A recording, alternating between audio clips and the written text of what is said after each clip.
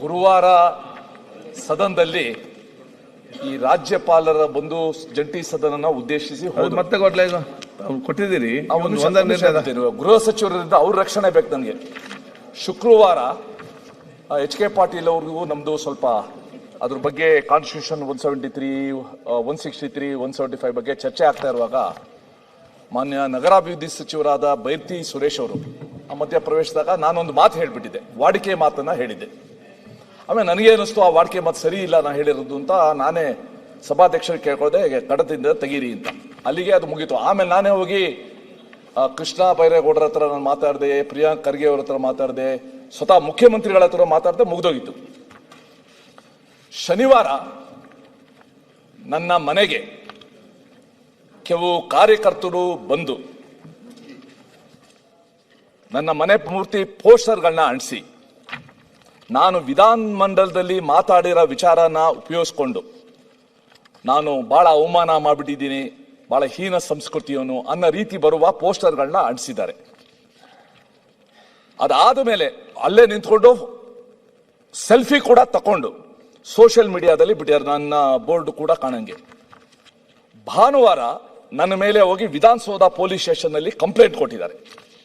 ವಿಧಾನಸಭೆಯಲ್ಲಿ ಈ ರೀತಿ ಮಾತಾಡಿದ್ದಾರೆ, ಇವ್ರ ಮೇಲೆ ಈ ರೀತಿ ಕ್ರಮ ತಗೊಳ್ಬೇಕು ಅಂತ ಸೆಕ್ಷನ್ಸ್ನು ಕೂಡ ಉದ್ಧರಿಸಿ ಮಾತಾಡಿದ್ದಾರೆ.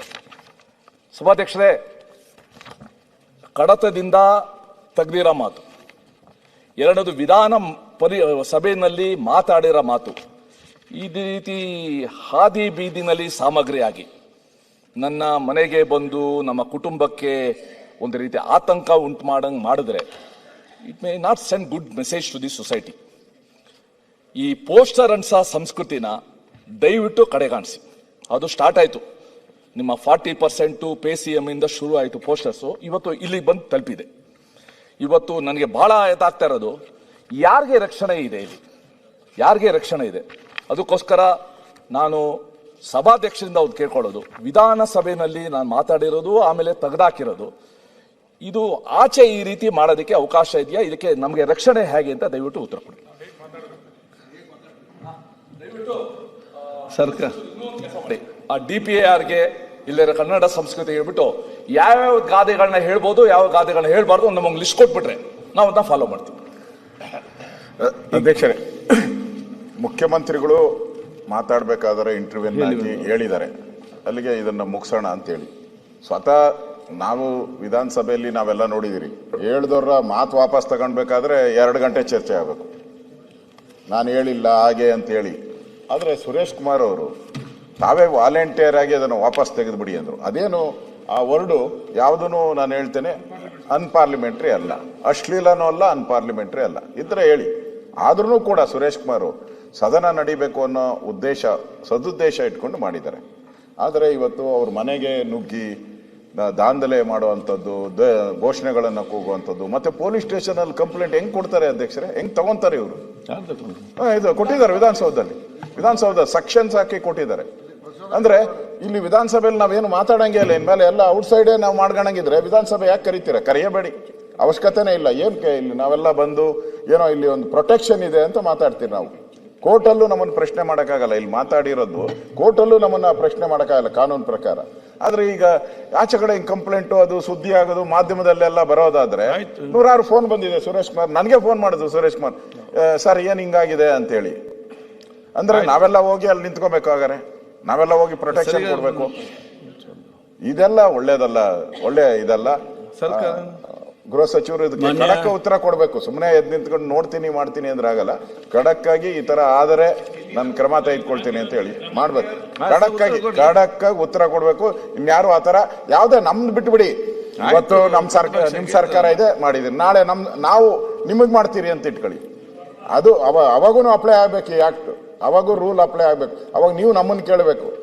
ಆ ತರದ ಒಂದು ಖಡಕ್ಕಾಗಿ ನೀವು ಒಂದು ಆಕ್ಷನ್ ಮಾಡಿ. ಓಕೆ. ಮಾನ್ಯ ಅಧ್ಯಕ್ಷರೇ, ಖಡಕ್ಕಾಗಿ ಉತ್ತರ ಹೇಳ್ತಾ ಇದ್ದೀನಿ. ಮಾನ್ಯ ಸುರೇಶ್ ಕುಮಾರ್ ಅವರು ಸ್ನೇಹಿತರು ನನಗೆ. ಬರೀ ಆ ಭಾಗದಲ್ಲಿದ್ದಾರೆ ಅನ್ನೋ ಕಾರಣ ಅಲ್ಲ, ಅದು ನಮ್ಮ ಸ್ನೇಹ ಭಾಳ ಆತ್ಮೀಯತೆಯಿಂದ ಇರ್ತಕ್ಕಂಥದ್ದು. ಅವರಿಗೆ ಯಾವುದೇ ತೊಂದರೆ ಆಗದಂಗೆ ನೋಡ್ಕೊಳ್ಳೋ ಜವಾಬ್ದಾರಿ ನಂದು. ಆಗ್ಬೋದಾ? ಅಲ್ಲಲ್ಲ, ಅಶ್ವಥ್ ನಾರಾಯಣ್ ಖಡಕ್ಕಾಗಿ ಹೇಳ್ತಾ ಇದ್ದೀನಿ ಅಶ್ವಥ್ ನಾರಾಯಣ್ ಅವರೇ. ಅದರಿಂದ ನಿಮ್ಗೆ ಖಡಕ್ಕು ಬೇಕು, ಸುರೇಶ್ ಎದ್ದು ಮಾತಾಡಿದ್ರೆ ಕುಮಾರ್ ಅಷ್ಟೇ ಅವರಿಗೆ ಆಗ್ಲಿ. ಅವ್ರ ಮನೆ ಹತ್ರ ಹೋಗಿ ಯಾರು ಅವರು ಗಲಾಟೆ ಮಾಡಿದ್ರು ಅಥವಾ ಪೋಸ್ಟರ್ ಅಂಟಿಸಿದ್ರು ಅದನ್ನೆಲ್ಲ ನಾನೇ ಖುದ್ದಾಗಿ ವಿಚಾರಣೆ ಮಾಡ್ತೀನಿ ಮಾನ್ಯ ಅಧ್ಯಕ್ಷರೇ. ಜೊತೆಗೆ ಪೊಲೀಸ್ ಸ್ಟೇಷನ್ನಲ್ಲಿ ಅವ್ರು ಕಂಪ್ಲೇಂಟ್ ಕೊಟ್ಟಿದ್ದಾರೆ ಅಂದರೆ ಕಂಪ್ಲೇಂಟ್ ಕೊಡೋದಕ್ಕೆ ಅವ್ರಿಗೆ ಹಕ್ಕಿದೆ, ಕೊಟ್ಟಿದ್ದಾರೆ. ಯಾಕೆ ಕೊಟ್ಟಿದ್ದಾರೆ, ಯಾವ ರೀತಿ ಕೊಟ್ಟಿದ್ದಾರೆ ಅದನ್ನು ಕೂಡ ನಾನು ಮುಂದೆ ಸದನದ ಗಮನಕ್ಕೂ ಕೂಡ ತರ್ತೇನೆ. ಆದರೆ ಯಾವುದು ಇಂಥ ನಾನು ಕೂಡ ಒಪ್ಕೊಳ್ತೀನಿ ಮಾನ್ಯ ವಿರೋಧ ಪಕ್ಷದ ನಾಯಕರು ಹೇಳಿದ್ದು, ಸದನದಲ್ಲಿ ಕೆಲವು ಸಂದರ್ಭದಲ್ಲಿ ನಾವು ಗಾದೆ ಹೇಳ್ಬೋದು ಅಥವಾ ಏನೋ ಲೋಕಾಭಿರಾಮವಾಗಿ ಜನಸಮುದಾಯದಲ್ಲಿ ಆಡ್ತಕ್ಕಂಥ ಮಾತುಗಳನ್ನು ಆಡ್ಬೋದು. ಅದಕ್ಕೆ ಈ ರೀತಿ ಪ್ರತಿಕ್ರಿಯೆ ಬರ್ತದೆ ಅಂತ ಹೇಳಿದರೆ ಖಂಡಿತವಾಗಿ ಅದು ಸರಿ ಕಾಣಿಸೋದಿಲ್ಲ. ಅದನ್ನು ನಾನು ಕೂಡ ಖಂಡಿಸ್ತೇನೆ.